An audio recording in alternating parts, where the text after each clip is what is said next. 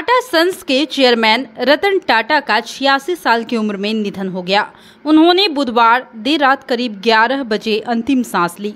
वो मुंबई के breach candy अस्पताल के इंटेंसिव केयर यूनिट में एडमिट थे और उम्र संबंधी बीमारियों से जूझ रहे थे। टाटा का पार्थिव शरीर नरीमन पॉइंट स्थित national centre for performing arts में रखा गया है। यहाँ लोग शाम 4 बजे तक अंतिम दर्शन कर सकेंगे। शाम को राजकीय सम्मान के साथ अंतिम संस्कार किया जाएगा। पद्म विभूषण और पद्म भूषण से सम्मानित रतन टाटा को 7 अक्टूबर को भी आईसीयू में भर्ती किए जाने की खबर थी। हालांकि उन्होंने इसका खंडन करते हुए कहा था कि वो ठीक है, रूटीन चेकअप के लिए अस्पताल पहुंचे हैं। उसी तरह से बता दें कि टाटा चेयरमैन एन चंद्रशेखरन ने कहा है कि हम अत्यंत दुख के साथ रतन टाटा को विदाई दे रहे हैं। समूह के लिए टाटा एक चेयरपर्सन ही नहीं, उससे कहीं ज्यादा थे। मेरे लिए वो एक गुरु थे, मार्गदर्शक थे और मित्र भी थे। वहीं राष्ट्रपति मुर्मू ने कहा है कि भारत ने एक ऐसे आइकॉन को खो दिया है जिन्होंने कॉर्पोरेट ग्रोथ, राष्ट्र निर्माण, नैतिकता के साथ उत्कृष्टता का मिश्रण किया। पद्म विभूषण और पद्म भूषण से सम्मानित रतन टाटा ने टाटा ग्रुप की विरासत को आगे बढ़ाया। पीएम नरेंद्र मोदी ने कहा कि टाटा एक दूरदर्शी बिजनेस लीडर, दयालु आत्मा और एक असाधारण इंसान थे।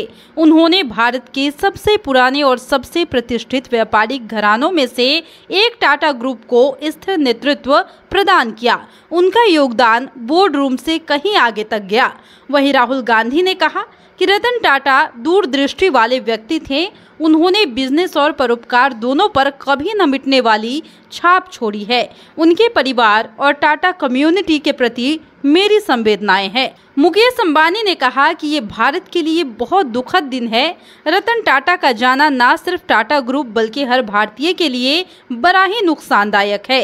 व्यक्तिगत तौर पर रतन टाटा को जान पाना बहुत ज़्यादा आसान नहीं था और उन्हें जानने के बाद मैं दुख से भर गया क्योंकि मैंने अपना एक दोस्त खो दिया।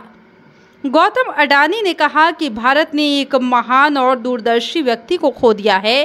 टाटा ने मॉडर्न इंडिया के पाथ को रिडिफाइन किया और साथ ही टाटा सिर्फ एक बिजनेस लीडर नहीं थे, उन्होंने करुणा के साथ भारत की भावना को मूर्त रूप दिया। आनंद महिंद्रा ने कहा कि मैं रतन टाटा की अनुपस्थिति को स्वीकार नहीं कर पा रहा हूं।